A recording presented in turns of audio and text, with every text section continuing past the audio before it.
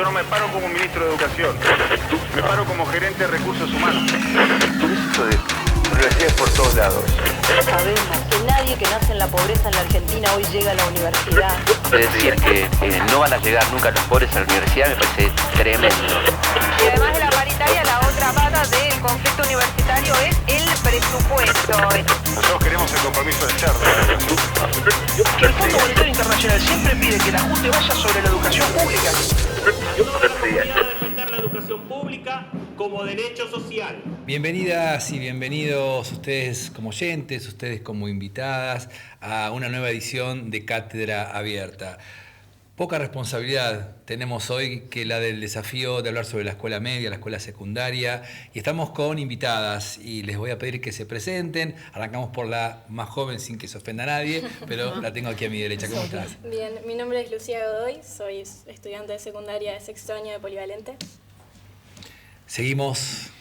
Mi nombre es Lucía Leonetti, soy docente de la Universidad Nacional del Centro, de la Facultad de Ciencias Humanas, investigadora del IES y del IGEX, que son centros con sede en la Facultad de Humanas. Bienvenidas. Bueno, mi nombre es Luciana Arbeo, yo soy profesora y preceptora de la Escuela Sábato y además coordino el programa de educación sexual integral de la escuela. Bueno, buen día, soy Sara Ortelli, historiadora, docente también en la Facultad de Humanas, miembro del IGEX y del CONICET y mamá de chicos y chicas en escuela media. Es cierto que uno deja para el último lo más importante, ¿no? Lo más importante por lo que me es convocado, por lo que soy convocada el día de hoy. Exactamente. Las invito a ver un informe que tenemos para compartir sobre la educación secundaria, algunos datos de UNICEF. Aquí está el informe, después sobre él charlamos.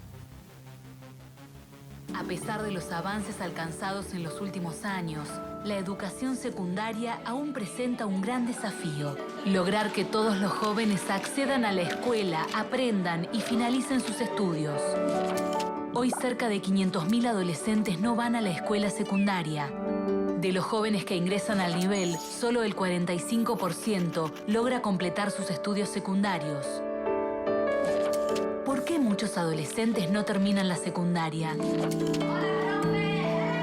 Según datos de UNICEF, el 29% de los adolescentes de 15 a 17 años dejaron la escuela secundaria por no considerarla necesaria o por no gustarle. El 14% para ingresar al mercado laboral. El 10% por una situación de embarazo o de cuidado de algún niño a su cargo. Y casi un 9% tuvo dificultades económicas para sostener la cursada, comprar libros o pagar el transporte. Son factores sociales pero también escolares los que explican estos datos. Si todos los profesores tienen la misma manera de dar clase, te terminás aburriendo. Que no es que hay una forma de que los pibes aprendan, de que 30 pibes en un curso aprendan igual. Es una locura y por eso falla, digamos. Por eso después en diciembre hay 2 cursos llenos, repletos de pibes que no entendieron nada.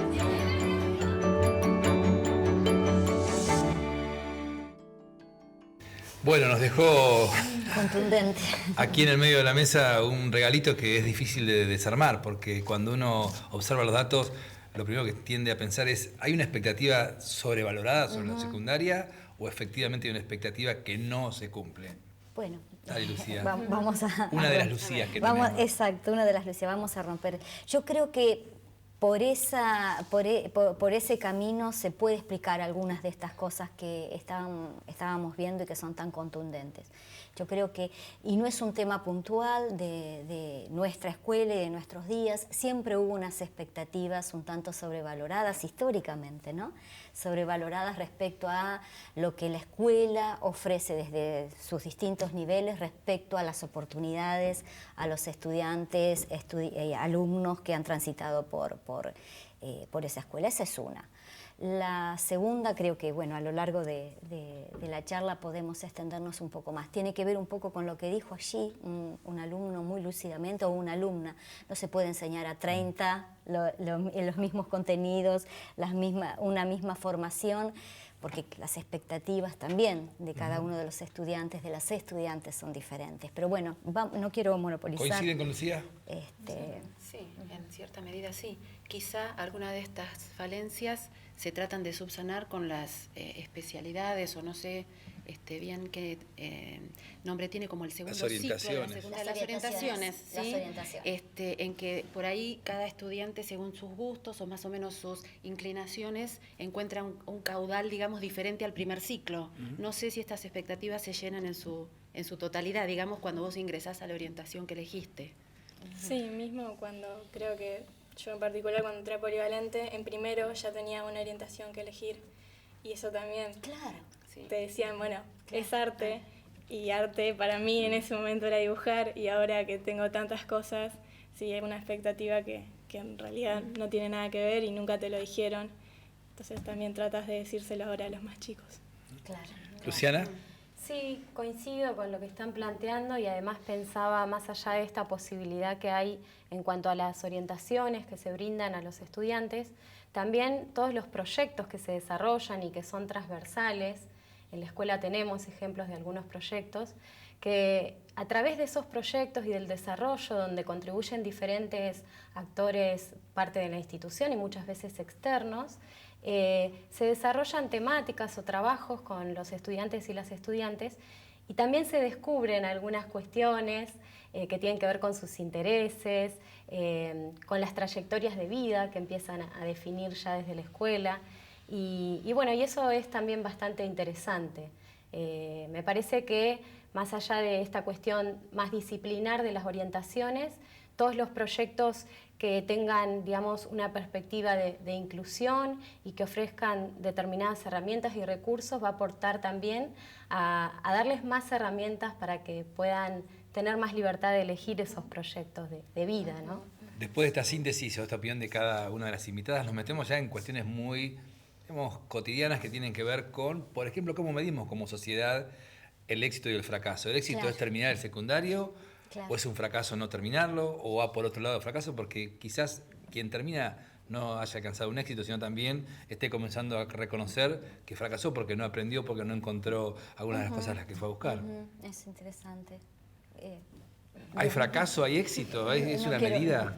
Sí, bueno, el tema eso del fracaso y medir con notas, eso yo, bueno, no terminé la secundaria, entonces no sé si puedo hablar mucho de eso.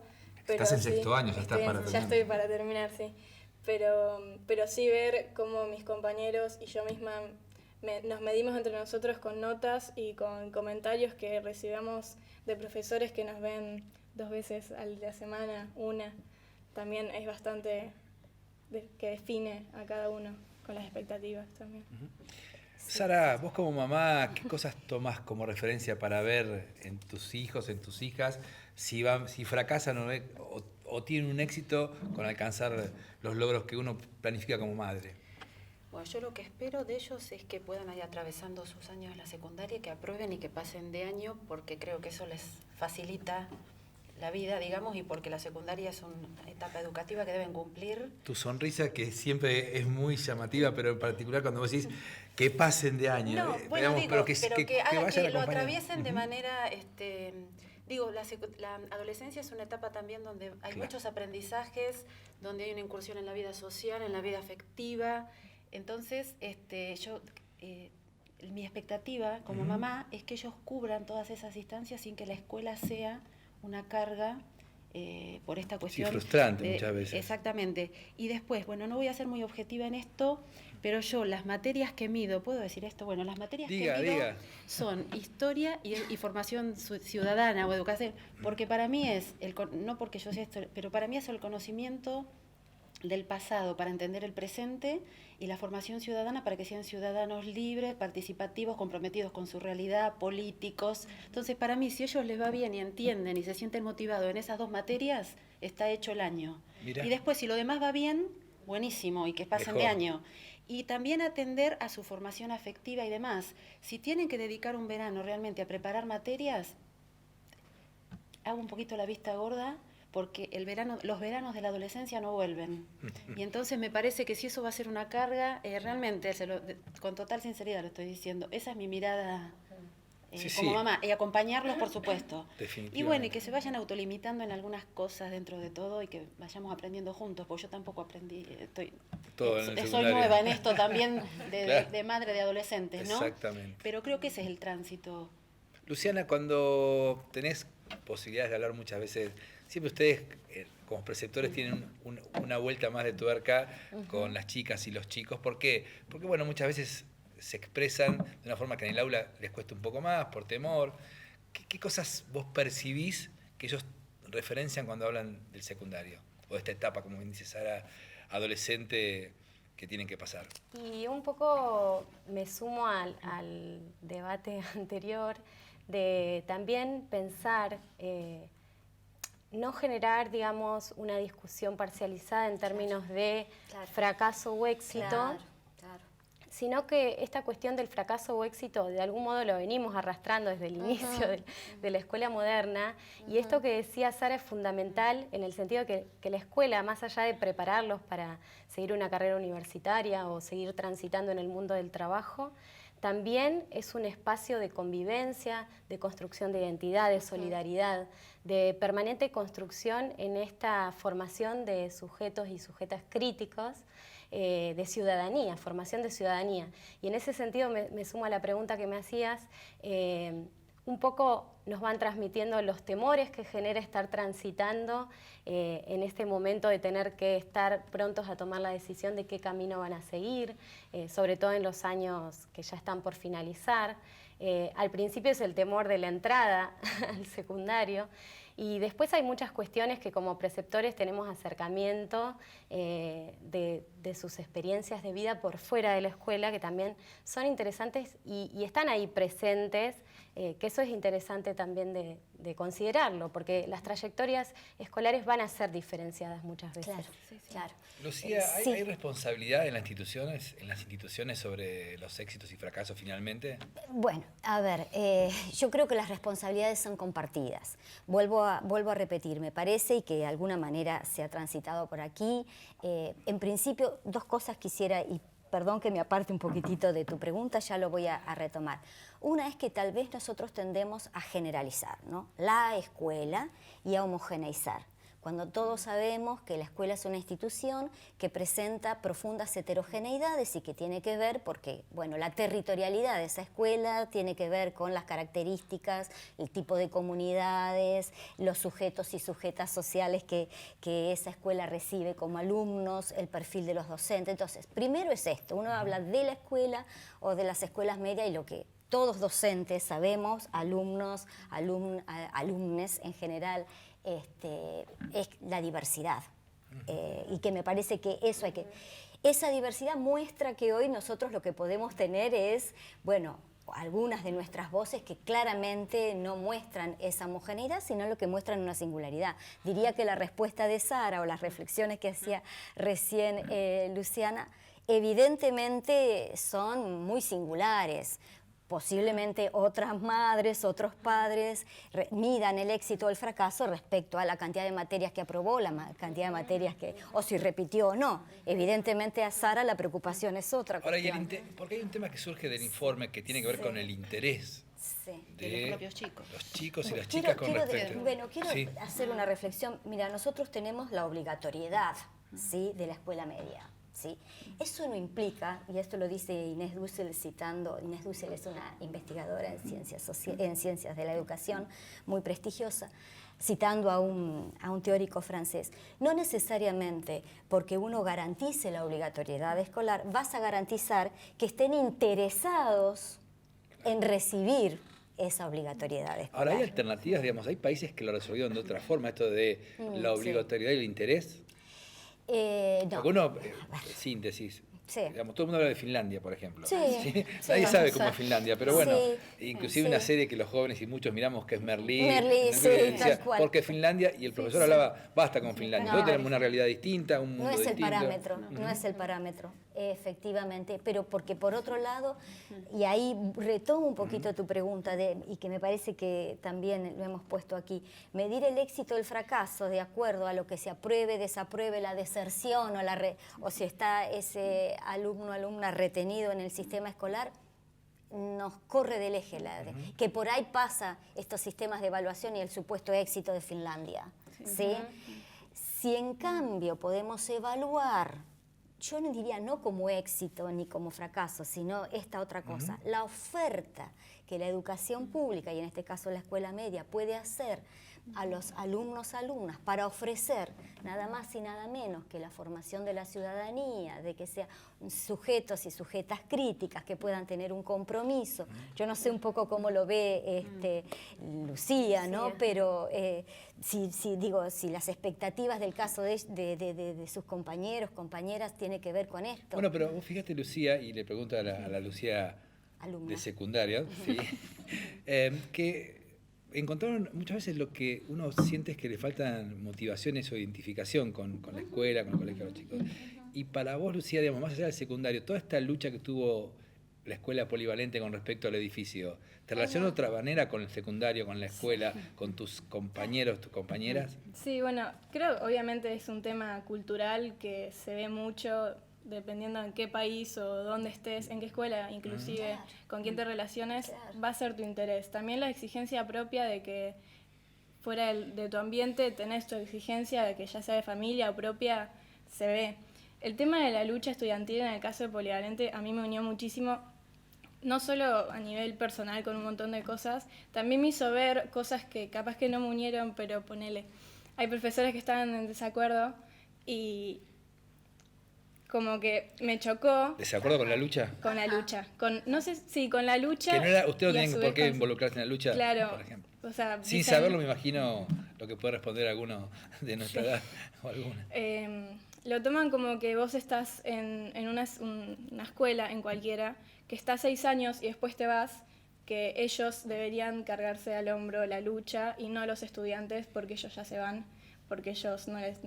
Pero bueno, también desde nuestro punto obviamente no lo vivimos así y ya sea por aceptación o por rechazo me hizo ver un montón de posturas que podría llegar a tener en la vida cotidiana después de la secundaria y sí, te abre la cabeza de lo que quieras, en todo, en cualquier ¿Sos ámbito. mejor que antes de comenzar a militar? No sé si soy mejor, pero más crítica sí.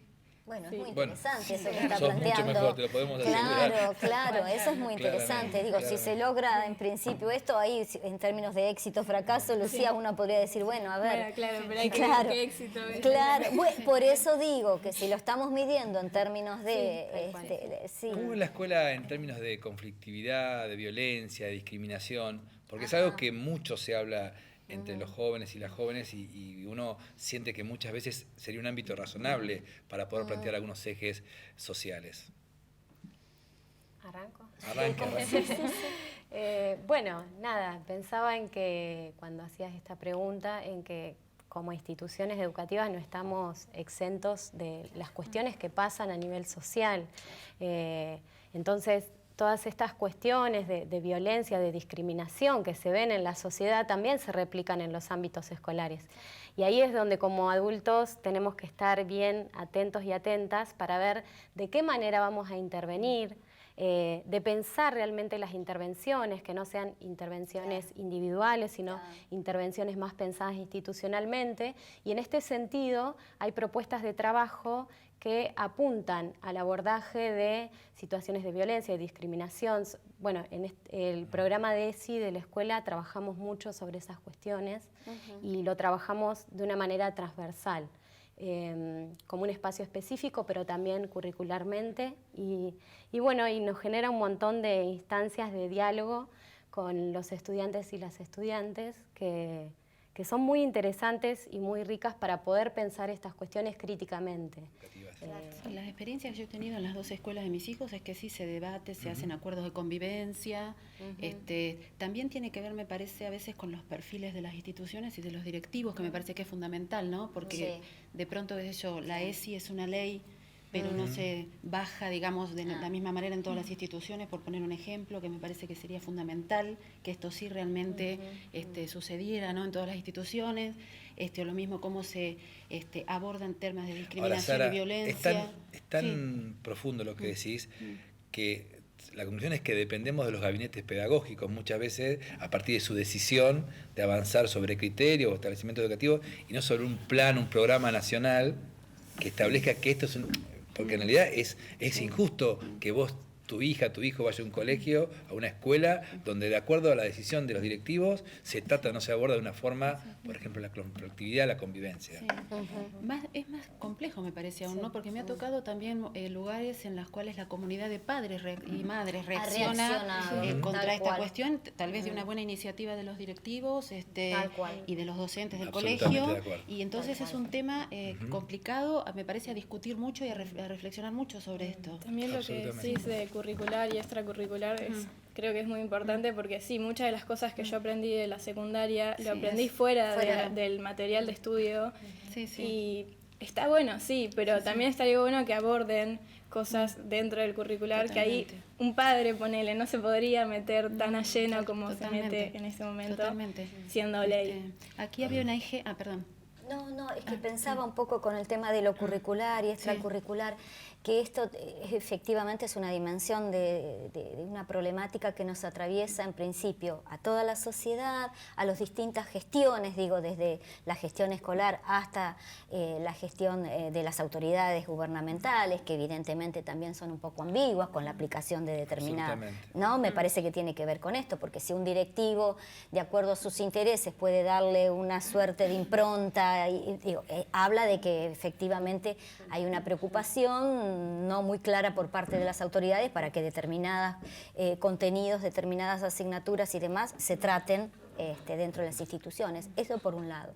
Por otro lado, me parece, y esto creo que nos transita a todos, y un poco reflexiona a lo que decías, Lucía, a veces nosotros cuando salimos formados como docentes desde la universidad, lo que tenemos también es un mandato muy fuerte acerca de determinados contenidos que tenemos que sí o sí transitar, ¿sí? Que los alumnos sí o sí, las alumnas deben conocer. Entonces estamos un poco compelidos por ese carácter un tanto enciclopédico de la escuela, ¿sí? En donde parecería ser que lo que no está dentro de esa dinámica del conocimiento que se debe transmitir, bueno, parecería que no tiene mucho que ver con la formación integral que tienen que recibir los estudiantes y las estudiantes. Y la cuestión de la ESI, bueno, ha generado en ese sentido... Cuenten qué es la ESI, porque por ahí quienes nos están escuchando no saben de qué estamos hablando. Estamos hablando de educación sexual integral, que a mí me parece que además es otra cuestión, que si nosotros tratamos la educación sexual integral como una currícula específica y demás, y no la hacemos transversal... Totalmente, como está planteada, no la hacemos transversal, bueno, digo... ¿Cuánto y de qué forma nosotros podemos decir cada uno desde nuestras disciplinas y aportar respecto a esa educación sexual? Hay una responsabilidad en las estudiantes, los estudiantes, sobre el contenido.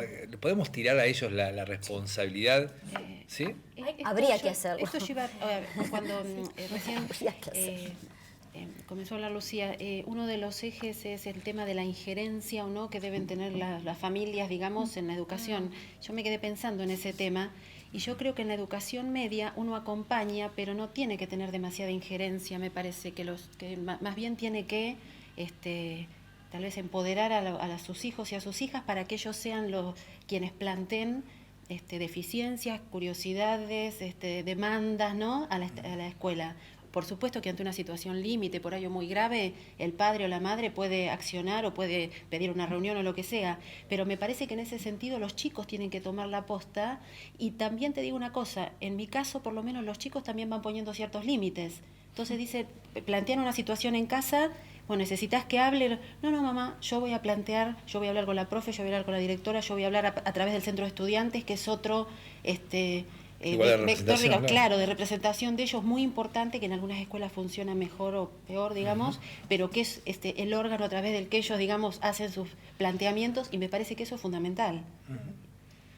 Tengo la última pregunta para todas, y me encantaría, escuchar una opinión de ustedes, porque la tomamos primero como una referencia, por eso están sentadas aquí a la mesa con nosotros. Y una de las cuestiones que hablábamos con la producción cuando pensamos este programa y pensamos la escuela media, la escuela secundaria, tiene que ver con esta, digamos, doble impresión que tenemos mucho, como que hay escuelas que lo que te brindan es un egresado de calidad, y otras las que te aseguran que el chico va a terminar secundario. ¿Sí? Calidad e inclusión, calidad y contención. Es incompatible, digamos, son incompatibles. ¿Está muy marcada esa diferencia? ¿Existe? A ver, que existe porque si no, no nos estaríamos planteando. Digo, no habría Pero te cuento, decía que fue una discusión inclusive de sensibles que tuvimos. Seguramente, porque efectivamente para muchos inclusive, y creo que tiene que ver, garantizar la obligatoriedad no necesariamente va de la mano de la calidad educativa. Al mismo tiempo, esto otra vez implica preguntarnos, ¿qué entendés por calidad educativa? ¿Cuándo hay calidad educativa? Cuando esto permite la continuidad de ese estudiante, esa estudiante en el nivel terciario o universitario, ¿eso sería la calidad? ¿O cuando ingresa al mercado laboral relativamente capacitado y formado con unas herramientas?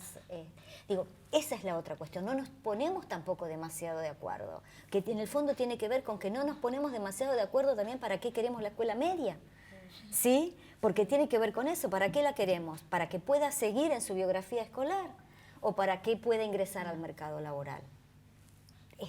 Claro. Es un tema, es cíclica y es recurrente. La experiencia de los programas como el FINES, donde muchas personas que no habían terminado el secundario, que necesitaban acreditar el secundario, lo hicieron para poder tener... Porque hoy el mercado laboral te lo exige, porque hoy el mercado laboral te lo exige. Entonces, la cuestión de la calidad también tenemos que ponerlo en la mesa y discutir qué entendemos por calidad. Si vos me decís, desde mi formación docente, calidad, y que aprendan lo más que, que tiene que ver con ese coto en el que posiblemente para los padres, para las madres y para los estudiantes y las estudiantes, que entiendo que son quienes fundamentalmente tienen que definir, ¿no?, qué entienden por la calidad, y que eso sería la pregunta que le haría a Lucía, también tienen que participar. Es un tema, no es fácil de resolverlo. Y no sé, bueno, por ahí, Lucía, ¿qué es para vos la calidad educativa, no? Sería una pregunta. Sí, no sé. Creo que, bueno, con lo que decías de la diferencia entre calidad y... Inclusión, contención. Sí, contención. Yo, a la historia de mi secundaria y en general educación, he ido a muchas escuelas distintas porque, bueno, me he mudado, tuve que cambiar porque no tenía secundaria. Entonces, creo que tengo bastante apertura en el tema de diferencias de escuelas.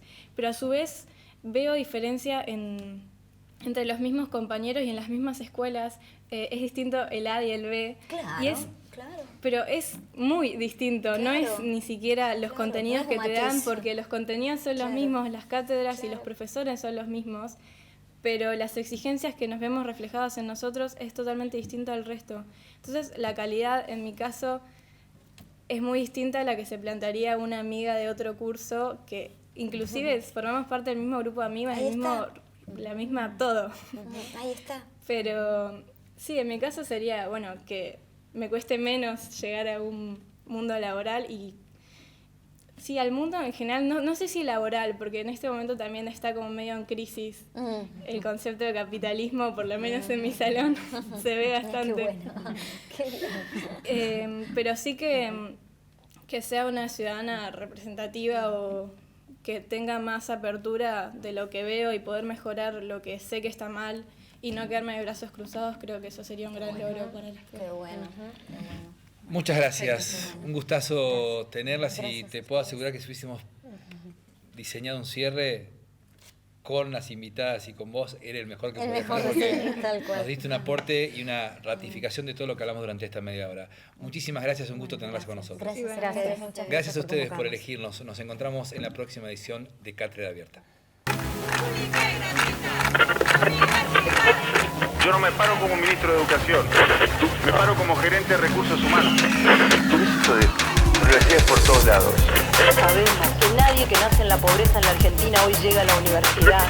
Es decir, que no van a llegar nunca los pobres a la universidad, me parece tremendo. Y además de la paritaria, la otra pata del conflicto universitario es el presupuesto.